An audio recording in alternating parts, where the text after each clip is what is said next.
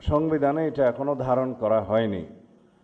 গণভোটের রায় অনুযায়ী সংবিধান সংস্কার পরিষদ গঠিত হলে সেটা সংবিধানে আগে ধারণ করতে হবে। এই ফর্মটি তৃতীয় তফসিলে আছে, সাদাটা। এইরকম তখন একটা ফর্ম সংবিধানের তৃতীয় তফসিলে আসবে। সেগুলো সাংবিধানিকভাবে জাতীয় সংসদে গৃহীত হওয়ার পরে সংবিধান সংস্কার পরিষদের সদস্যদের শপথ নেয়ার বিধান করা যাবে। আমি যদি না মানি, এখন আমার 2/3 মেজরিটি আমি মানলাম না, তো কি হবে?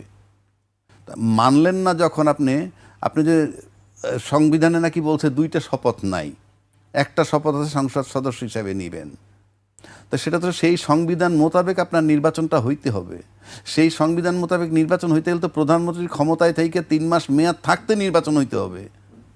সেই সংবিধান থাকলে তো আপনাকে সংসদ ভেঙে যাওয়ার পর 90 দিনের মধ্যে, কোনো কারণ না হলে আরও 90 দিন, 180 দিনের মধ্যে নির্বাচন হইতে হবে। সেখানে আপনি ফেব্রুয়ারি 2026 আমরা নির্বাচন করলাম কি হিসাবে? আমরা মেনে নিছি বলে, আমরা মেনে নিছি, এটাই হলো আইন। এখন আপনি যদি বলেন লিখিত নাই, সেটা তো ভিন্ন কথা। সংবিধান মোতাবেক নির্বাচন হলে তো অন্তর্বর্তীকালীন সরকার কি সংবিধানে আছে? সে দিল নির্বাচন, আমি সেই নির্বাচনে গেলাম, ভোট মানলাম না, কিছু করার নাই। কারণ বাংলাদেশে তো নতুন না আমাদের। যদি বিষয়টা এমন হতো এটা নতুন না, এটা ওই 53 বছরের ইতিহাস এরকম। গণভোট তো আমি মানছি না। গণভোট মানলে তো গণভোটের আলোকে সংবিধান সংস্কার করবেন, সেজন্য সংস্কার পরিষদের সদস্য হিসেবে আপনি ওত নেবেন।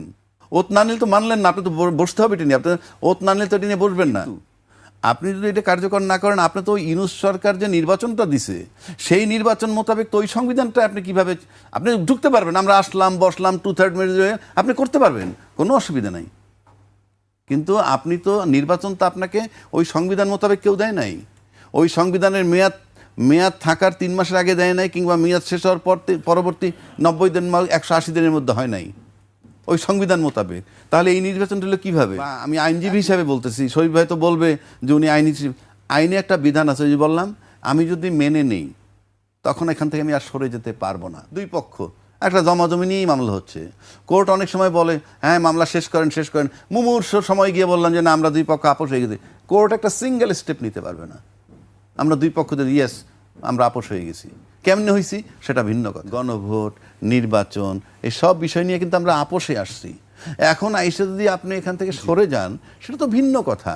আপনি সরতেই পারেন, সরতে পারলে তো আমরা নতুন কিছু পেলাম না। সেখানে ভবিষ্যতে আমরা দেখব।